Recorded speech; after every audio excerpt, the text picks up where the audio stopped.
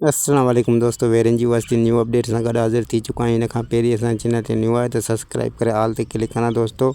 तो बिना देर हलो तो पंहिंजी अपडेट जी तरफ़ तव्हांखे इंतज़ारु कोन था करायूं। जी तो दोस्तों, बाज़ार खान जे चवण ते सूबेदार बचल जो शमीर खान वटि आयो आहे, हुनजी हेठाई पियो करणु चाहे त मां खान बहादुर जा हेतिरा माना कमु कंदो हुउसि। हुनजी मां थोरनि थोरो दॿियलुसि, तंहिंजे करे मां तव्हांजे बि कमु अचणु चाहियां थो।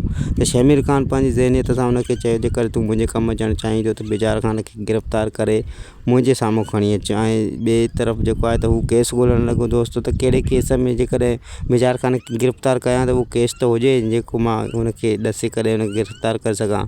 तंहिं ते शमीर चयो त तूं वञु छोकिरी बानो ॾे, हुनखे कुझु ॾींहं अॻु में हुन अगवा कयो हुयो, हाणे उहो वापसि अची वई आहे। हुनजे केस में हुनखे अंदरि करिणो आहे। तंहिं ते हू वियो बानो ॾे ऐं बानो सफ़ा इनकार करे छॾियो त मां कंहिंजी बि वांगार न थी वेई सघां। अगरि मूंखे को ॾुख त तकलीफ़ हुजे हा त मां बयानु ॾेई सघां पई, पर मां बयानु न ॾींदसि, कंहिंजे ॿिए जे चवण ते मां बयानु न ॾींदसि। जी दोस्तों, ॿिए पासे इहो आहे त शमीर खान जेको चांडरो ते फ़िदा थिए पियो त चांडरो बि छा हुनजो साथ ॾींदी ऐं हुन सां शादी करणु चाहींदी। जी दोस्तों, त ज़रली जे मरण खां पोइ हूअ बि अकेली आहे, अकेलोपन आहे। हुनजो मल्हार त मोटी आयो आहे, पर हुनजो जेको आहे त ज़रली न आहे मोटियो, हू मरी चुको आहे। त ईअं ई माना शमीर खान सां उहा शादी कंदी ऐं ॿई हिकु थींदा।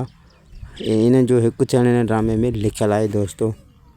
जी दोस्तों, त ॿिए पासे शहरोज़ खान रुख़सार खे ऐं शमशूअ खे विराइण में माना का बि कसर न छॾींदो ऐं हुनखे इहो शमशूअ जे ख़िलाफ़ु भड़काईंदो त हू तुंहिंजो साथ न पियो ॾिए ऐं तुंहिंजी बदनामी जेका थी रही आहे, तोखे माना हुनजो शमशूअ खे तुंहिंजो साथ ॾियणु खपे, पर हू तुंहिंजो साथ हिन ॾुखे वक़्त में न पियो ॾिए। जी दोस्तों, त हीअ हुई असांजी अपडेट। वधीक अपडेट ॾिसण ऐं ॿुधण लाइ सब्सक्राइब कयो असांजे चैनल खे। वरी मिलंदासीं नेक्स्ट वीडियो में। ख़ुदा हाफ़िज़।